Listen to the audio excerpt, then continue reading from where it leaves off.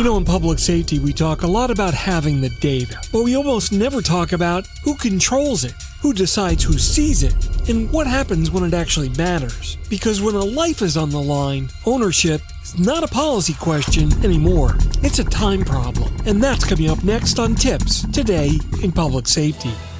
Welcome to TiPS, Today in Public Safety, your go-to podcast for today's breaking stories in public safety news. Here's your host, Fletch, with today's tips. Welcome to TiPS, Today in Public Safety. This is Fletch. I'm a NENA certified ENP, and every Monday, Wednesday, and Friday, I bring you the latest, most informative, and sometimes controversial takes on emergency communications. Today we're going to step into another topic that makes people a little uncomfortable because it lives right at the intersection of technology, privacy, liability, and life safety. Now the question is simple. Who owns the data when it saves a life? But the answer is anything but simple.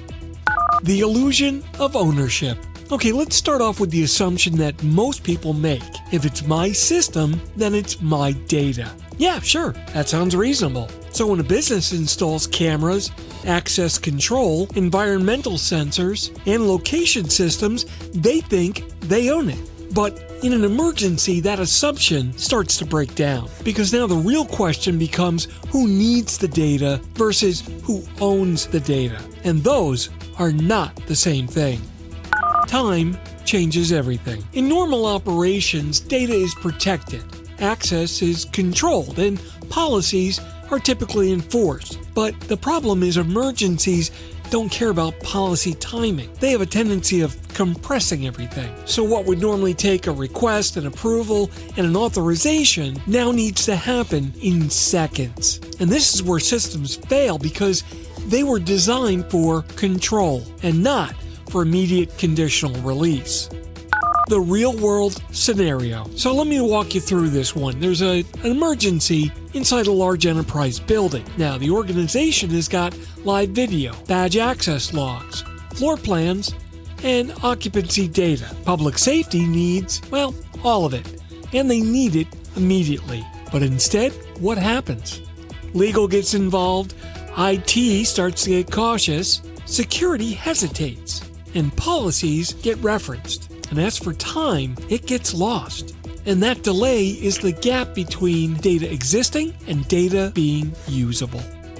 The risk equation. Here's the tension. On one side, you have privacy, liability, and data protection. But on the other side, you've got life safety, situational awareness, and time-critical decisions. Now, most organizations will default to don't release it unless we're sure. But inside of public safety, delay is risk. So the real question becomes, what's your default state during an emergency?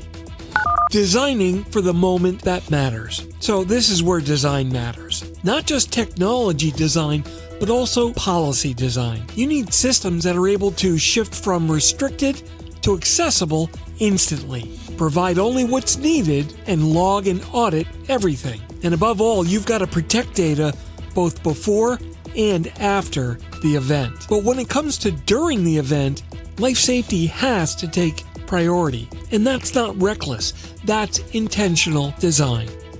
Reality check. So here's the reality. If your data can't be shared when it matters most, you don't have a data problem, you have a design problem. Because the value in the data is not by storing it, it's in using it. And using it at the exact moment where it's needed. The bottom line. Ownership is a policy and access is a capability. And in an emergency, capability beats policy every single time. If your system makes it hard to do the right thing quickly, then it's working against you. Hey, it's Fletch. Thanks so much for hanging out with me today. I hope you learned something new.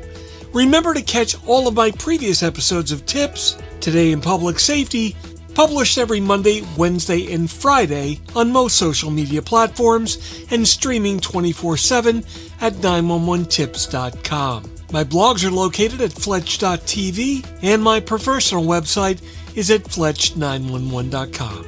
Remember to like and subscribe. It really helps out the algorithms. And if you're in public safety, thanks for what you do every single day. We'll catch you next time. Take care. You've been listening to TiPS, Today in Public Safety, your go-to podcast for today's breaking stories and public safety news. Hosted by Fletch and available every Monday, Wednesday, and Friday. Catch past episodes on 911tips.com. Be sure to like and subscribe, and remember to join us each week for the latest on NG 911. I am Spider Harrison, the official 911 voiceover dude. Catch me on Sirius XM on various channels, including 90s on 9, the 10 spot, and on the Weekend Countdown on Hits 1. Or don't regret it for the rest of your life. Either way, I'm good.